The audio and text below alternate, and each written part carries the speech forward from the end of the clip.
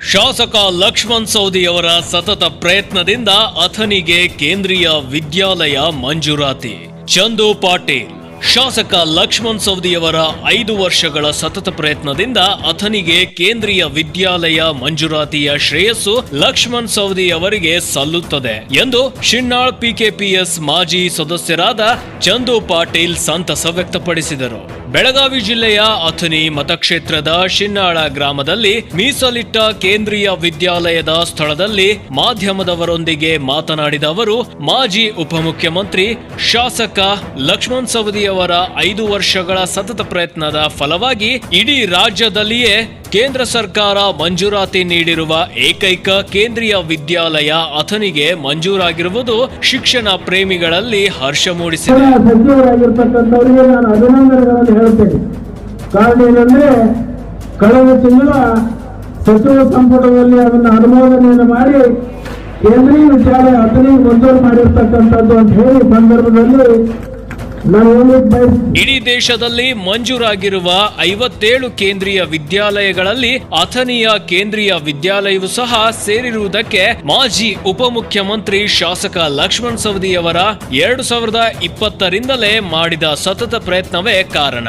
ಕೇಂದ್ರೀಯ ವಿದ್ಯಾಲಯ ಮಂಜೂರಾಗಿರುವುದು ಅಥಣಿಯ ಜನತೆಯ ಸಂತೋಷ ಇಮ್ಮಡಿಗೊಳಿಸಿದೆ. 2024ರ ಲೋಕಸಭಾ ಚುನಾವಣೆ ಪೂರ್ವದಲ್ಲಿಯೇ ಸಾರ್ವಜನಿಕ ಶಿಕ್ಷಣ ಇಲಾಖೆ, ತಹಶೀಲ್ದಾರ್, ಉಪವಿಭಾಗಾಧಿಕಾರಿಗಳ ಮತ್ತು ಜಿಲ್ಲಾಧಿಕಾರಿಗಳ ಕಚೇರಿ ಮೂಲಕ ಅನೇಕ ಪತ್ರ ವ್ಯವಹಾರಗಳನ್ನ ಮಾಡಿರುವ ದಾಖಲೆಗಳ ಮೂಲಕ ಸಂಪೂರ್ಣ ಮಾಹಿತಿ ಇವೆ. ತಹಶೀಲ್ದಾರರ ಸ್ಥಳ ಪರಿಶೀಲನಾ ವರದಿ ಆಧರಿಸಿ ಚಿಕ್ಕೋಡಿಯ ಹಿಂದಿನ ಸಂಸದರಾಗಿದ್ದ ಅಣ್ಣಾ ಸಾಹೇಬ್ ಜೊಲ್ಲೆ ಮತ್ತು ಬೆಂಗಳೂರಿನ ಕೇಂದ್ರೀಯ ವಿದ್ಯಾಲಯದ ಸಂಘಟನೆ ಇವರು ಬರೆದ ಪತ್ರ ಆಧರಿಸಿ 10/7/2023ರಂದು ಜಿಲ್ಲಾಧಿಕಾರಿಗಳ ಕಾರ್ಯಾಲಯದ ಮೂಲಕ ಶಿನ್ನಾಳ್ ಗ್ರಾಮದ 10 ಎಕರೆ 9 ಗುಂಟೆ ಜಮೀನನ್ನ ವಿದ್ಯಾಲಯ ಸ್ಥಾಪನೆಗೆ ಮಂಜೂರು ಮಾಡಬೇಕು ಎಂದು ಕೋರಲಾಯಿತು.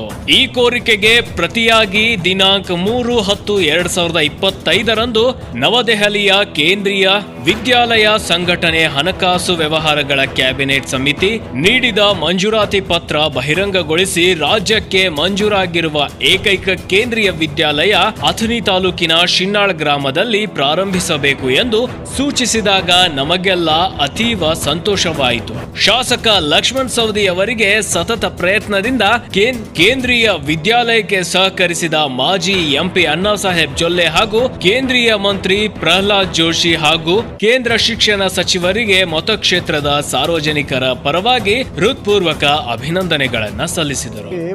ಮೂಳೆ ಜಿಲ್ಲಾ ಪಂಚಾಯಿತಿ ವ್ಯಾಪ್ತಿಯಲ್ಲಿ ಬರುವುದು ಶಿನ್ನಾಳ ಗ್ರಾಮದಲ್ಲಿ 22 ಎಕರೆ ಜಮೀನು, ಅದರ ಪೈಕಿ ಸುಮಾರು 10 ಎಕರೆ ಜಮೀನು.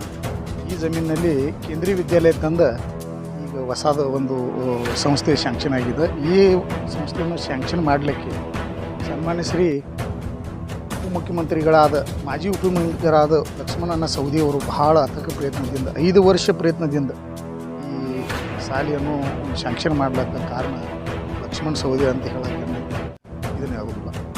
ಆದರೆ ಇದು ಮಾಜಿ ಎಂ ಪಿ ಆದ ಅಣ್ಣಾ ಸಾಹೇಬ್ ಜೊಲ್ಲೆ ಅವರು ಮತ್ತು ಕೇಂದ್ರೀಯ ಸಚಿವರಾದ ಪ್ರಹ್ಲಾದ್ ಜೋಶಿ ಅವರು ಸಹ ಇದಕ್ಕೆ ಭಾಳ ಪ್ರಯತ್ನವನ್ನು ಮಾಡಿ ಈ ಸಂಸ್ಥೆಯನ್ನು ಸ್ಯಾಂಕ್ಷನ್ ಮಾಡ್ಲಿಕ್ಕೆ ಕಾರಣ ಆಗಿದ್ದು, 5 ವರ್ಷದಿಂದ ಲಕ್ಷ್ಮಣ್ ಸವದಿ ಅವರು ಈ ಶಾಲೆ ಆಗೋಕ್ಕೆ ಕಾರಣ ಭಾಳ ಪ್ರಯತ್ನ ಮಾಡಿದರು. ಅದರಿಂದ ಈ ಶಾಲೆಯಿಂದ ನಮ್ಮ ಊರಿಗೆ ಶಿನಾಳಕ್ಕೆ ಅದರದ ಪ್ರಭಾವ ಆಗಿ ನಮ್ಮ ಊರು ಸುಧಾರಣೆ ಆಗ್ಲಿಕ್ಕೆ ಒಂದು ಏಕದಮ್ ಚಲೋ ವಾತಾವರಣ ನಿರ್ಮಾಣ ಆಗಬಹುದು.